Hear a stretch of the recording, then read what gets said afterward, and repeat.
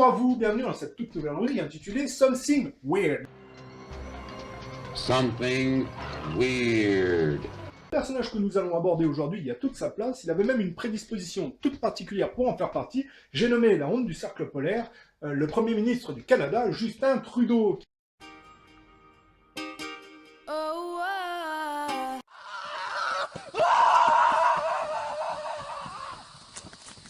Derrière son énième numéro de pleurniche, arrive quand même à soutirer aux contribuables canadiens quelques centaines de millions d'euros au profit de communautés largement organisées pour racketter les populations sur la décadence collective. Les excuses officielles du Canada à la communauté LGBT, près de 100 millions d'euros vont être versés à 3000 personnes victimes de discrimination ces dernières décennies. Un mémorial sera érigé pour leur rendre hommage à Ottawa. C'est pour nous le fait du jour.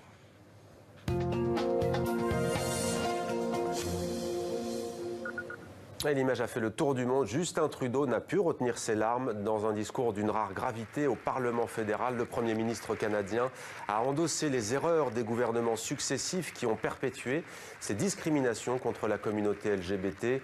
Des milliers de fonctionnaires, de policiers ou encore de militaires canadiens sont concernés. Leur carrière, leur vie parfois a été brisée en raison de leur orientation sexuelle. Il aura donc fallu des dizaines d'années pour qu'ils reçoivent ces excuses officielles des autorités. On écoute Justin Trudeau. Pour vous avoir forcé à vivre à l'écart, pour vous avoir rendu invisible et vous avoir humilié, nous sommes profondément désolés. Nous avions tort. Et une réaction à présent, celle de Patrick Desmarais qui est avec nous en ligne et en direct de Montréal. Merci d'être avec nous dans 64 minutes sur TV5 Monde. Vous êtes le président de la Fondation Émergence qui lutte contre l'homophobie et la transphobie. Vous avez assisté à ce moment très solennel à Ottawa. Vous étiez à quelques pas du Parlement où étaient reçues les victimes ou leurs proches. En quoi ce moment est-il selon vous historique ? Oui, bonjour. Je suis encore ému de l'événement d'hier. Alors, c'était historique de par les montants qui vont être alloués, quand même 100 millions d'euros pour les victimes et aussi pour faire en sorte que cela ne se reproduise plus. C'était assez émouvant. Alors pour qu'on comprenne bien, Patrick Desmarais, la dépénalisation de l'homosexualité au Canada, c'est 1969. Est-ce que vous pouvez nous dire à quelle époque ont été commis ces crimes ? Ben, en fait...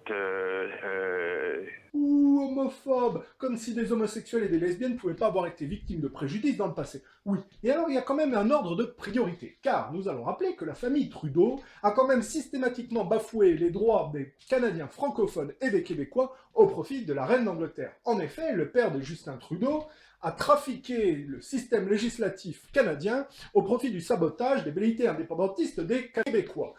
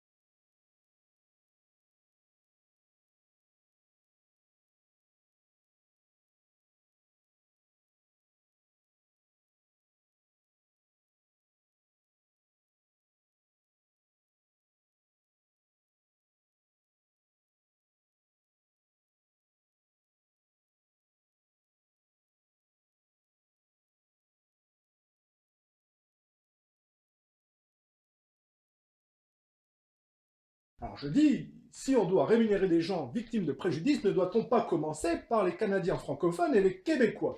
Mais ça ne s'arrête pas là, car le père de Justin Trudeau a probablement aussi participé, comme d'autres, à couvrir les tests pratiqués sur la population canadienne dans des camps de concentration. La CIA, en effet, à cette époque-là, il est dit qu'on a pratiqué des tests de psychotropes sur des gens dans des camps totalement couverts par l'État canadien.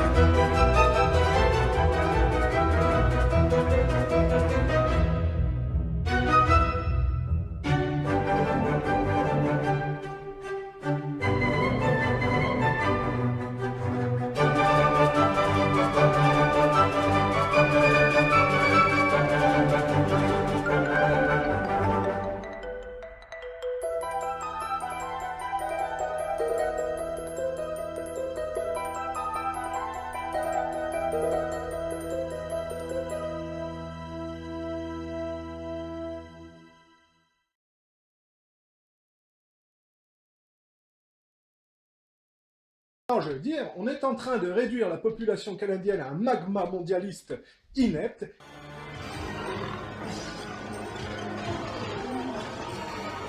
They're eating her. And then they're going to eat me. Oh my God!